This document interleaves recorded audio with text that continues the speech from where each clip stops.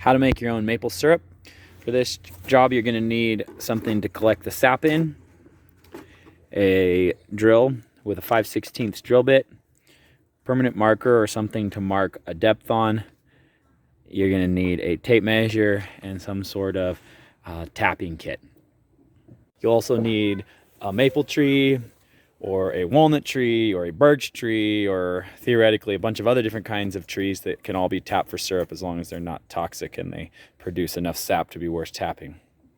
The first part of making your own syrup is to get enough sap to boil down into syrup. And to do that, you're going to need to drill a hole about 1 inch into a maple tree or another type of tree that will give off sap that can be boiled into syrup.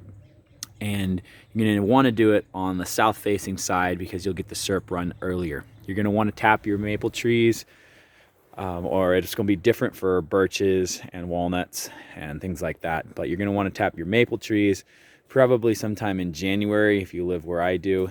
If you live in a colder climate with later springs, you're going to want to do it a little bit later.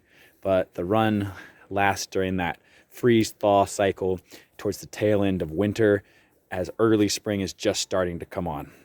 Since we only want to drill 1 inch into the tree, we're going to mark our drill bit, our 5/16 drill bit. And again, your drill bit will depend on the size of the tap you're using.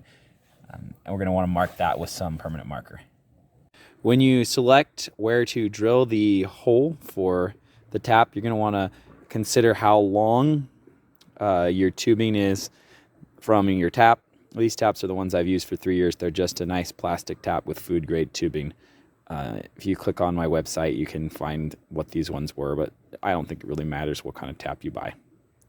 When you're drilling into the maple tree, you're going to want to go at a very slight upward angle so that the sap runs down smoothly. You'll know your tap is in far enough when it hits that 1 inch mark, and also you'll see that light colored wood start to come out. That's where the sap is flowing. If you're getting your tap in after the run has already started, then a lot of times you can actually see the sap starting to pool up. But I think this year, for once, we're actually a little bit out in front of the run, or maybe it hasn't warmed up enough for the day yet. But either way, we're going to go ahead and put that tap in there, and so we'll be ready when it starts to run. I'm reusing a tap here from last year, but if you are putting yours in for the first time, just remember that the smooth-ish part is going to go into the tree, and the barbed fitting part is going to go on to the tubing. When you're inserting the tap into the maple tree, it's going to be important to make sure that you don't over insert it, or it'll be difficult to get out at the end of the season. So you can use like a rubber mallet or something to gently tap them in, but especially when you're first doing it, less hard is better. As long as the syrup isn't, or as long as the sap isn't leaking around the edge of the tap and it's flowing down the tube, you're good to go. So I gave the tap just 2 very light, just to illustrate, very light taps. You can hit it, I couldn't find my rubber mallet, but do not tap it in there too hard, or it'll be difficult to get out. If you want to check your taps less frequently and collect syrup less often, you can use a bigger container. Last year I used like a 5-gallon water container, but that cracked, and so we're just reusing a clean milk jug.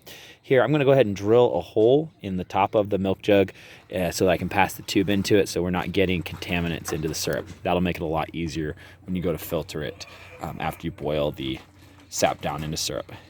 Okay, so I tied my syrup collection, or my sap collection container here, onto the tree branch. That's something new this year. In the past I've set it on the ground, but every once in a while it would knock over as it filled, as the weight changed. So it's just hanging from the tap. Neat hole drilled in the top so we don't get stuff falling in to our sap as we're collecting it. Then as it fills up, it's kind of just going to hang down against the tree, and when it gets full, I'll empty it. Some days the sap could fill that up in a day easy from a single tap. Some days it might be a couple days. Just depends on what the freeze-thaw cycle is doing and what time it is. So we're just going to do this 1 tap for now, but we'll probably tap the other tree here. Maybe put another tap in here since it's a fairly large tree once we see that syrup is running in the single tap.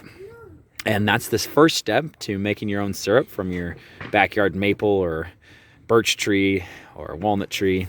And in the next video, we'll cover how to boil the sap down and how to strain it out. If you found this video on how to make maple syrup from the trees in your own backyard and you found it helpful, visit howpage.org or subscribe to see more videos like this one.